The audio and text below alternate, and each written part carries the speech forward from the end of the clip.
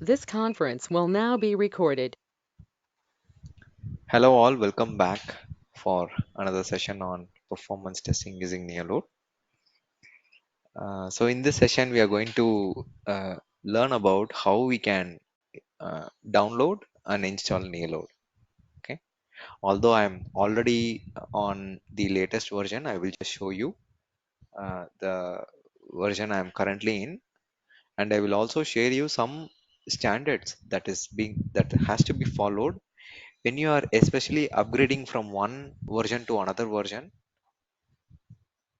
and also from the project perspective. Okay, from the projects also needs to be migrated from the old version to the new version.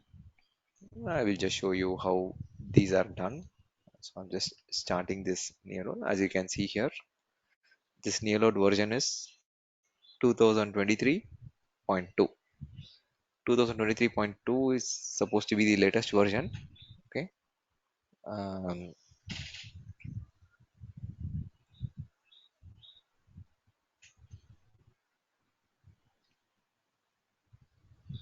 okay,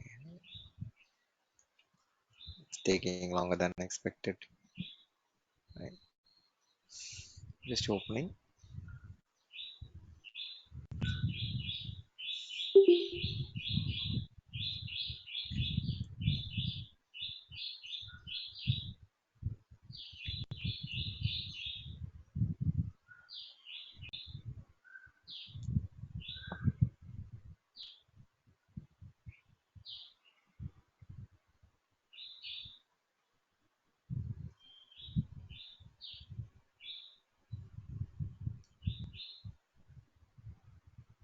Okay, this has started, so I'm just going to about.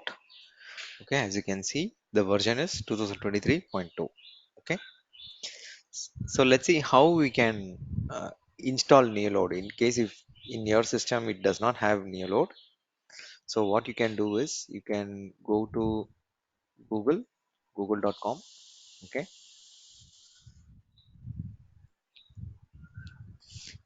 from here you can search for Presentis support hub NeoLoad, or let's say Presentis support hub. Okay, you see this.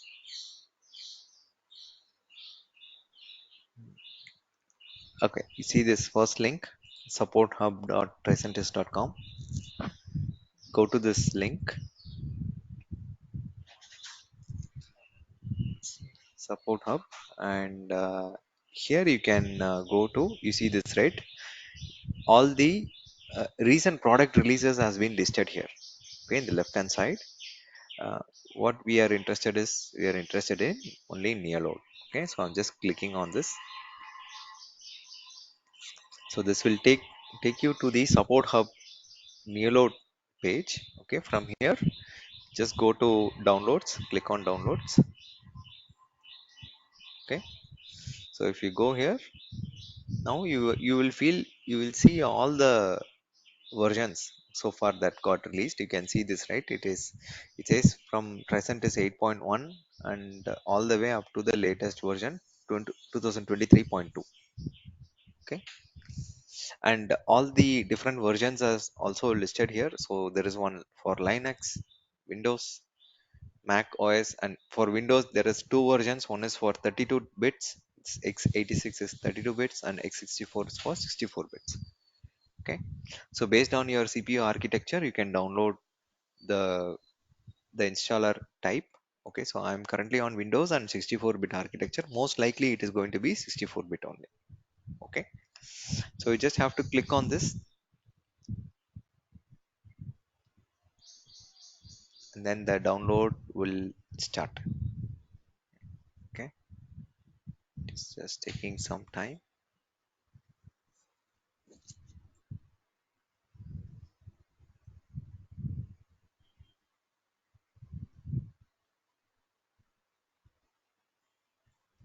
Okay, so if you click on this it should start. So if I click on something else, let's see, maybe some issue with the file server. Okay, but I already have this downloaded installer. Okay, it's right here. Okay, so as it says you can see this, right? It's 614 MB. Same, it is matching uh, 615 MB around that. Okay, fine. So how we can install it? Okay, so now I'm already having a NeoLoad installed in this machine. So what I have to do is I have to first uninstall this from this machine. Okay, so before that I'm saving it. If you need it, you can also take a backup of the project. Okay, if required, but most likely it is not needed. Okay, so I'm just closing this, and you can go to start, go to add or remove programs,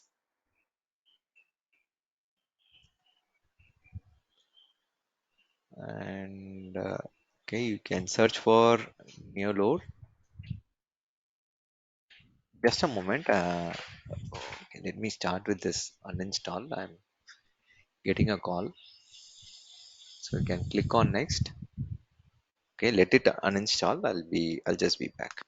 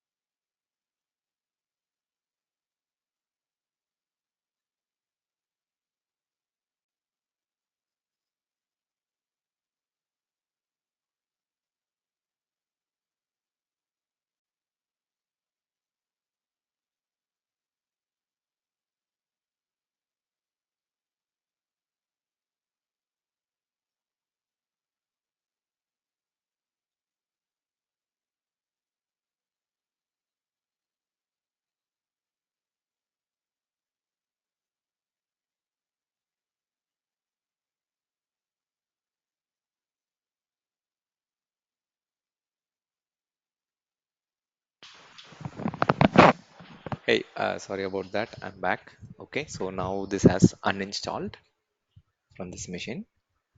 Okay, so since it was already installed, so I have uninstalled the existing version, and now I'm going to reinstall.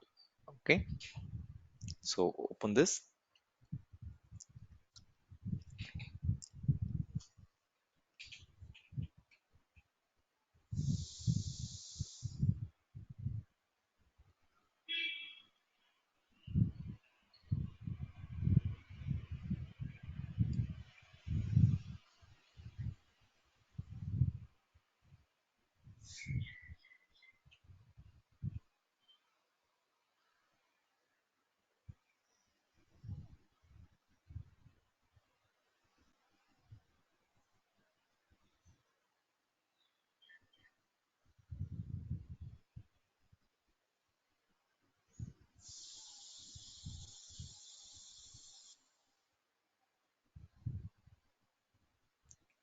Okay, so you can select which language you want. There is only two languages supported, English and French.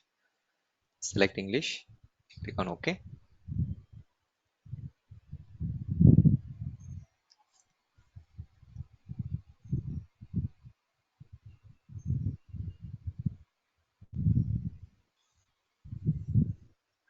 Okay, so just click on next, agree, next. Okay, so here, so there are three options. Okay, One is the controller, which is the most recommended option. The controller will have all the LG agent, monitoring agent, everything as a part of the installation. Okay.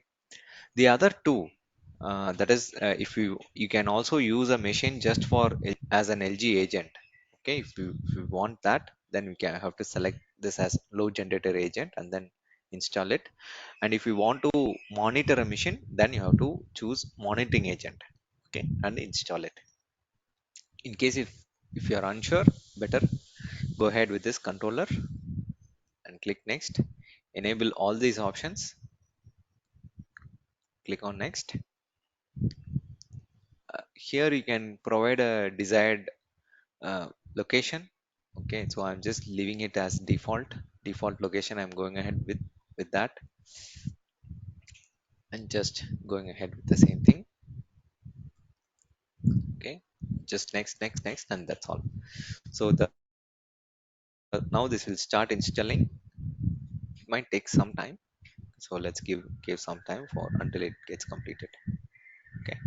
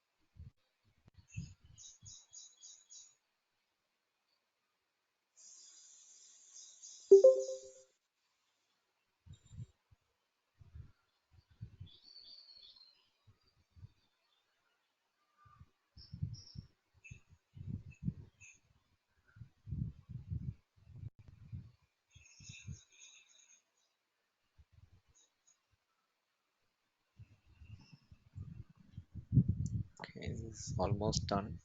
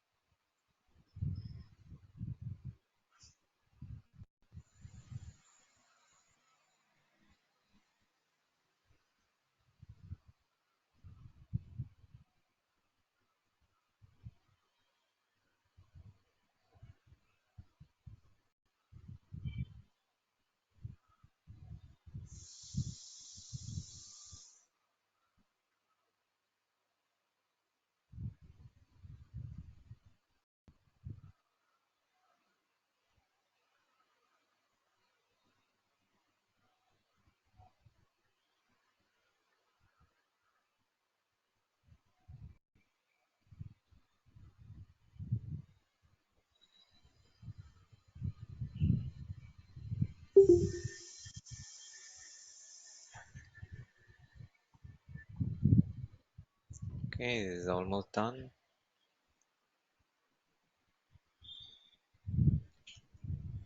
I think somebody has. Okay,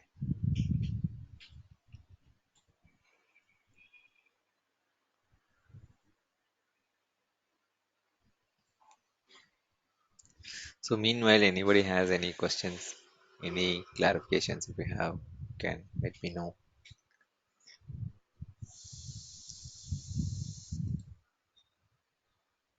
You can also use chat box to type in case if you cannot speak. Okay, come on.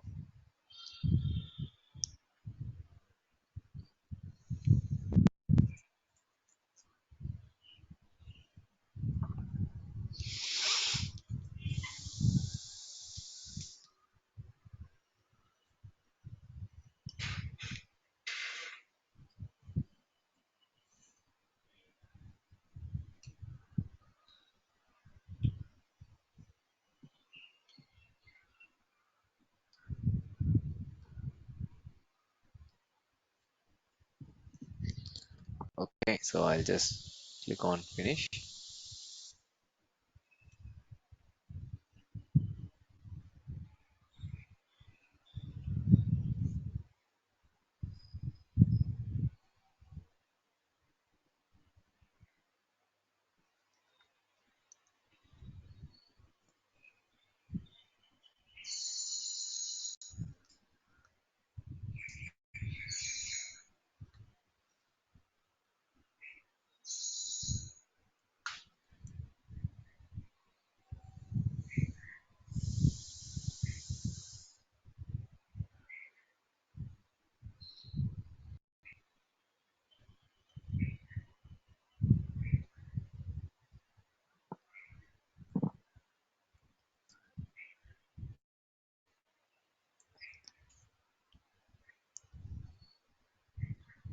Okay, so installation is done and I'm just launching the project.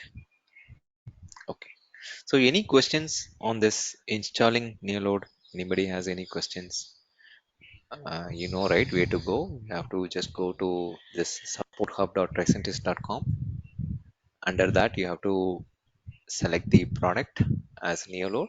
Under NeoLoad, you will find all these different versions. So, in case if you want any previous version, you can also go to the previous version and download that those files. If you have any clarifications, let me know. I'll clear it. Else, I'll proceed. I don't see any messages also. Fine. So let's proceed with the next one. Okay. So let's continue. Okay. So introduction to performance. So to determine the performance of the application under load, this is the this is why we are doing performance testing. Okay. So under load means there are different kinds of load that we can also see through. Okay, that as we progress, we will discuss them as well. So why a business or why do we need a performance testing, right? Any business, anything that we take, mostly anything that is, uh, let's say, like e-commerce or anything that has to do with the business to do with on the internet. Why a performance testing is needed in those business? Okay. See, for example, the first thing is loss of business. Okay, that is, um, let's say if we take an example as e-commerce. Okay, let's take Amazon or Flipkart or any e-commerce web pages, businesses. So let's say the end user is trying to load the website. Okay, in case if the page does not load in 10 seconds, even after giving 10 seconds of time, if let's say Amazon does not load, then what may happen? The user might go to the competitor, right? So it's like as good as opening a store, right, in real. So let's say we want to have some food. We are going to a restaurant, and let's assume that restaurant is closed for some reason. What the end user will do, the customer will do, will move on to the next next best place or whatever that is nearby, whatever that comes to their mind, they will go there, and if that is open they will try to use it, utilize it. Okay, so that is the loss of business in case if the web page does not load, and if it is not fast enough, then it's an opportunity cost. Okay, so another part is faster the website, more the revenue. Okay, so this is the another thing. So this also reminds me of one incident, right, that happened very recently. So what happened, WhatsApp had updated their privacy policy. Okay, and the privacy policy is not so conducive for everybody, and it is completely against their user. Like they wanted to share their data, the user data, and they want to monetize in some way, right? So during that time what happened, there was a huge influx. A lot of people were referring other applications. The one application that came into the prominent is the application called Signal. Okay, you might have heard about it. So a lot of people downloaded this application, and what happened, they could not keep their application up and running. There was a lot of issues. uh, the end users could not send or receive messages. Even if they send, it delivers very late. They had a lot of issues. So most of their issues are associated in these three part. Okay, the scalability. Okay, so any business that is thriving, right, that needs to be scaled. So what is scaling? So if a business is doing let's say 100 transaction per hour today, maybe in 1 year down the line it should be able to do, let's say, 300 transaction. So that is how that means the business is growing, right? So if you take for example, any, let's say, this Ola cab, right? We all have booked Ola cabs. So when they start, maybe very less number of people were booking, right? But as days passed, their business also grew, and a lot of people now booking, right? Um, so that is how they can scale a business. There are some businesses which cannot be scaled. The best example is, let's say, a juice shop or a restaurant, right? So they have a very limited time window. For example, if we take a restaurant business, um, what happens? Breakfast, lunch, and dinner, only certain items are available in a certain time window, right? Only these time windows are peak hours. So if they are serving for 300 customers a day, this may not be scaled to 3000, right? So there's a lot of let's say, from the management, manpower, a lot of things goes in. Okay, but that may not be the case with a social media application, like, let's say, a Facebook or Twitter. It can be easily scaled provided the necessary infrastructure is in place. Okay, so scaling is one big thing, and Signal has completely lost their opportunity due to they could not scale it within the timeline, right? Because they never expected so many users are going to jump ship from WhatsApp to Signal. But since they could not utilize that opportunity, again most of the folks again came back to WhatsApp, right? So scalability is one big part. Okay, and stability. If we look at the stability, so how long the system can work without any major issue, right? And nowadays we are also seeing there's a failover testing. There's different kinds of tests, right? In case if some system goes down, still the application should be working, right?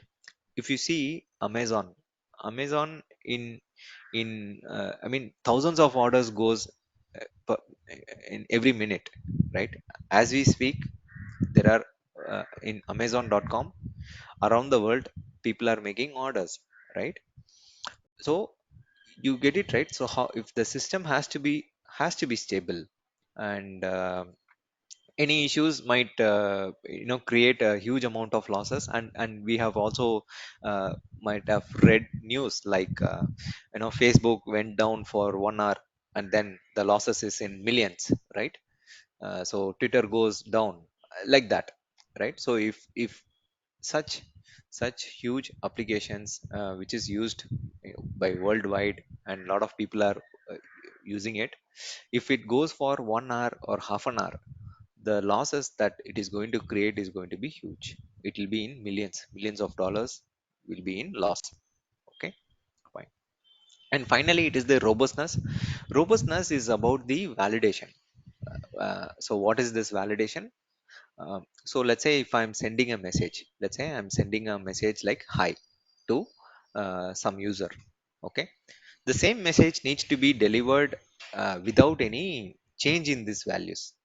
So if I say, let's say if I'm sending hi, and then uh, the end user is receiving only half of it, let's say they're only receiving h, they are not receiving the I. So that means it is a issue of robustness. So the system has to be robust. So any system if we take, these three things is has to be considered in your um, as a main thing.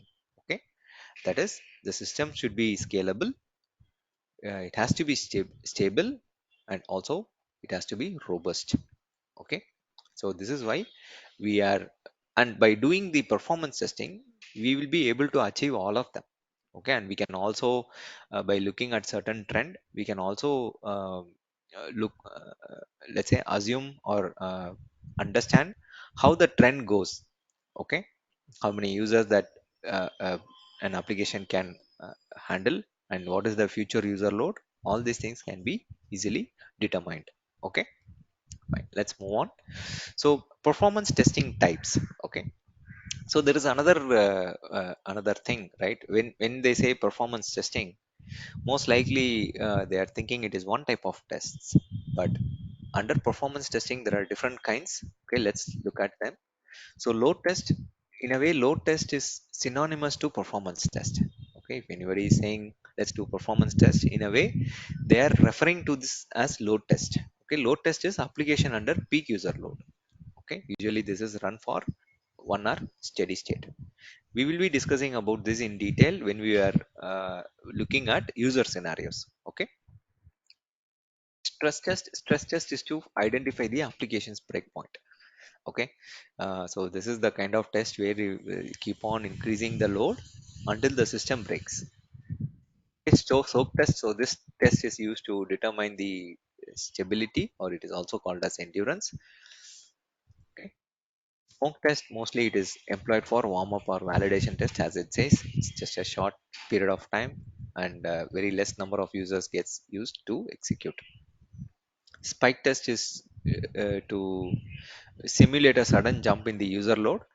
This is like an example we can say. So uh, let's say a group of 40 members are going in a bus. They are going from place A to place B, a journey, but then they decide to stop in the middle for some refreshments, let's say a tea or a coffee. So what would happen if all the 40 people runs to that tea shop for some tea, right? So suddenly there is a spike in the requirement, right? So the most likely for tea or coffee, there will be only one guy who is making the tea, right? So suddenly that person has to make 40 teas. So similarly, similar kind of jump in the user load can appear in the systems also, right? We will discuss this in detail as we progress. Okay, capacity test is to determine the maximum capacity. Okay, that is, there should not be any degradation in the performance. At the same time, the maximum capacity the system can handle. Okay, to determine that, we use capacity testing. Okay, so any questions so far?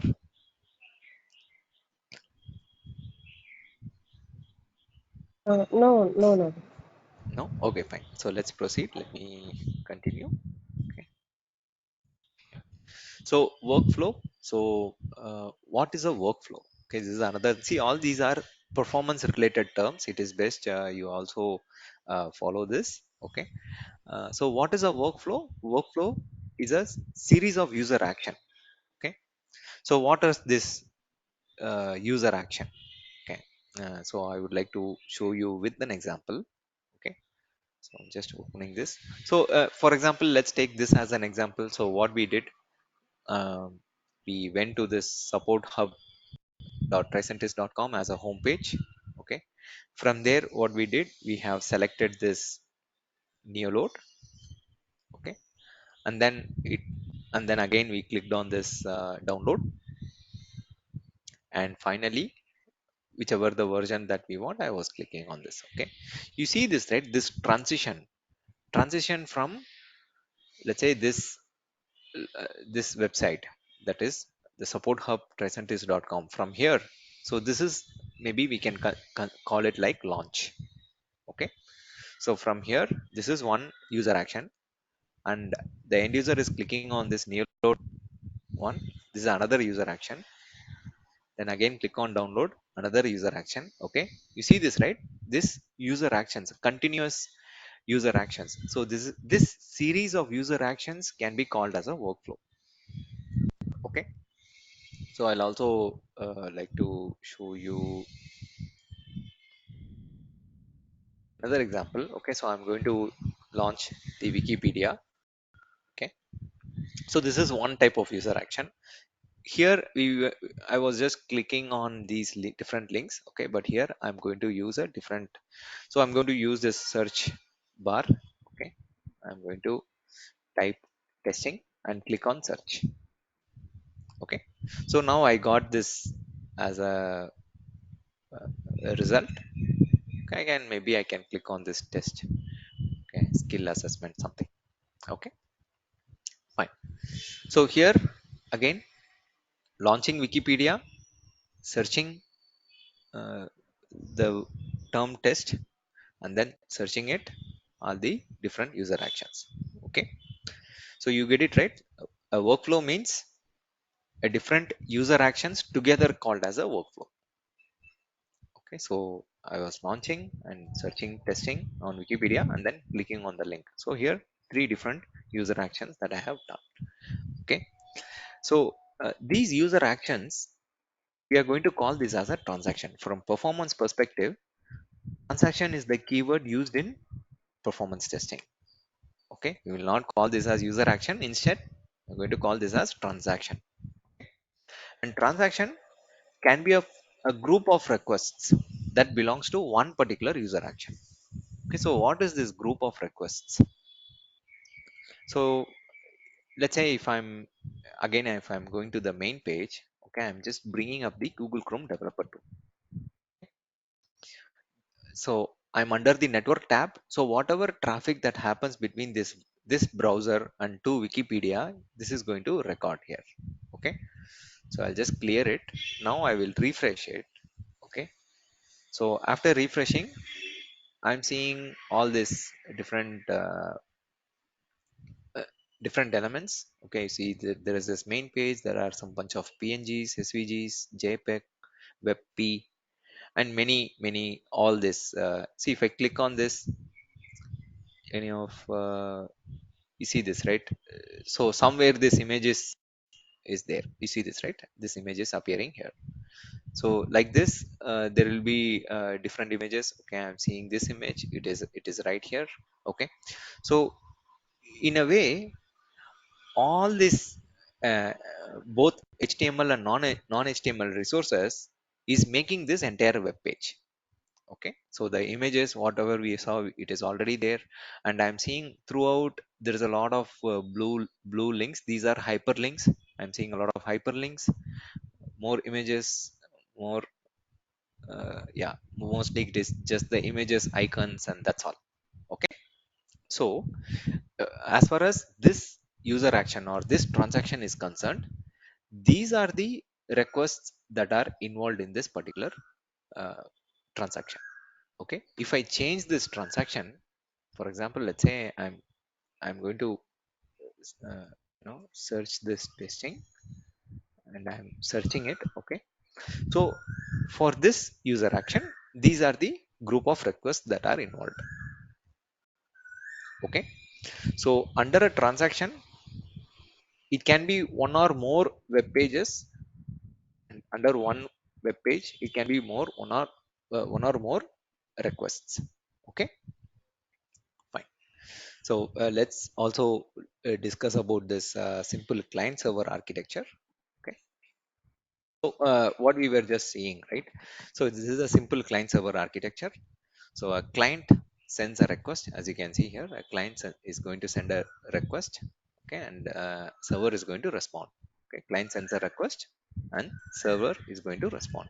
Okay, so if I'm say, let's say now I'm continuously speaking. Okay, now if I say, uh, can you hear me? Okay, then probably you will be respond, right? Like I can hear you or I cannot hear you, something like this, right? So Yes, same sir. way it happens. Yes, the same way the client, right? The client every time it sends a request, it sends the request to the server, and that is why the server name itself is it's server. It is serving the client.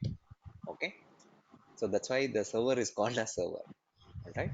So if we see the entire performance testing is just the play between this request and response. That is this request, whatever that client sends to the server is request, and whatever server responds to the client is the response. Okay, and uh, determining how quickly a server can respond to the client is all about performance testing. But there are a lot of things inside, like developing a script and simulating it as a real user action, and so many things are there. But as we proceed, we will discuss about it. So I think I would like to yeah, take these components and other things to the upcoming session. um, so if you have any queries, I would like to take it up. Else I think yeah, we can wrap this session. We will continue from tomorrow.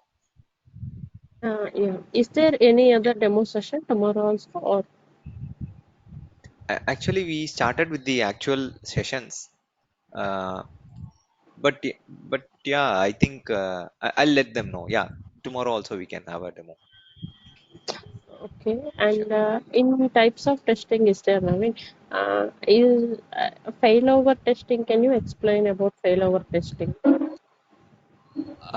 See, what is a failover testing? Uh, See, failover testing means when you are, let's say, your execution is happening. Let's say your application is. See, you get it right. In an application, it is not usually only one server that is a part of the infrastructure. There will be multiple entities that is involved to execute or to make your application run. So it's like, for example, if you take a car, right, as an example, a car has a lot of components, right? It has wheels, it has steering wheel, it has gear, it has engine, many things, isn't it, right? Yeah. Yes. And all Yeah. all this together is making the car run, it's making the car work, right? Yeah. Failover testing is like, let's say, as you are driving the car, let's say one wheel broke down. Okay, one of the wheel is broke down. Okay, Okay. so Okay. what happens? uh, See, in real life, if we take a car as an example, let's say you got a flat tire in one of the wheels. Maybe we can call somebody and then you can change the wheel, right? That is one way to do it. Yeah. Okay, but this failover is like, let's say one wheel broke down, flat tire, okay, happened. So what happens, another will come in automatically and then it will fix it. You need not do anything. So it's like those, you know you must have seen those James Bond movies, right? Some issues happen in their vehicles and then it automatically gets fixed, right? So the same Yeah. way, if any of the server goes down, right, there will be some backup server, some backup, everything they have this, if something goes wrong, how we can fix it, or what is the best way to fix it without spending a lot of money. at the same time keeping everything it has to be both ways, right? You have to keep the cost checked. At the same time, uh, the business has to run business as usual. It has to continue. Okay, that is failover. Yeah. Okay. And I mean, actually, I have one more question, like kind of general question. In Hmm. market, we have many performance testing tools like a new load generator, sorry, load runner and Load a runner. Jmeter. Yeah, many tools Yes. are there, right? As per market Mm. standards, for fresher, which tool is best for fresher and for experienced people? Which one is you can suggest like? Okay. See, okay, good question. So it's not like if we take from the tools perspective, okay, Yeah, yeah, there are two kinds. Okay, one is proprietary, another one is open source. Okay. okay, okay, Uh, so why somebody will choose open source? Why somebody will go with a licensed tool is uh, to maybe they have some data compliance or security compliance. Okay, due to that they will. So all the top tier applications like banking, finance, insurance, healthcare, pharma, all these will go, most likely they will choose the licensed version. Okay, under licensed you have load runner and neoload. Okay, and yeah, under open source there is Jmeter. Okay, see Jmeter, Jmeter is a very versatile tool. With Jmeter you can do a lot of things. You can write a, you can create an utility using Jmeter. You can create a functional test cases using Jmeter. You can also use it for automation, and performance is one of its what do I say, uh, uh, its attribute. Okay, you can use Jmeter for many things. Okay. okay, uh, okay, since you can use it for many things, it also lack some of the performance based features, but they are bridging it with plugins and with few other things. You can also make it. And so the projects, if open source is allowed, then most likely they will go with Jmeter. Okay, if it is licensed, then with license there are two options: load runner and neoload. So under load runner, load runner has a lot of protocol support. Okay, it provides a variety of protocol support, but neoload does not have a lot of protocol support. But most of the protocols, right, or most of the applications fall within HTTP, HTML, maybe real browser, something like that. Okay, not beyond that. okay, So based okay. on this, these are decided. Okay, and from the learning perspective, okay, load runner will take at least 3 months for you to understand, because you will see a lot of codes. It is C programming. If you do a recording, it is not so user friendly, but definitely it is one of the industry leading tool. And JMeter does not have much code. Okay, you can learn. See, for a fresher, both Jmeter and Neoload is good. Neoload is a best of both worlds, that is both load runner and Jmeter. Oh, So you can learn the concepts easily with Neoload, but load runner might take some time. You will not clearly understand starting how it would be like. You just simply follow what they were telling. uh, in case if you want to do some correlation, right, there are some shortcuts. Okay, it's like you have to find some .inf file, and then you have to okay, put that. So based on that, that only most of them will work, they, without understanding. But still you can do that.